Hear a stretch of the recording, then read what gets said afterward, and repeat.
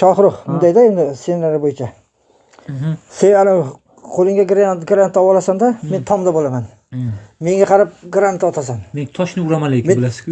Tomdan yiqilishim kerak-da, tomdan yiqilishim kerak. O'tgan safar esingizmi? Ha. Sakrang dedim, qo'li sindi unaqa. Yo'dik bir oy. Aha. Keyin keyin tomdan yiqilgandiki cho'zilib yotaman-da. Ha. Cho'zilib yotgan ekan, yo'q, yugurib kelib, u ham bu ham yugurib kelib, nima bo'ldi deganinglarda men sekin boshim ko'tarib. Tushundim. Aha. Sigaret oling, okey. Mayli, nos chekarding-ku.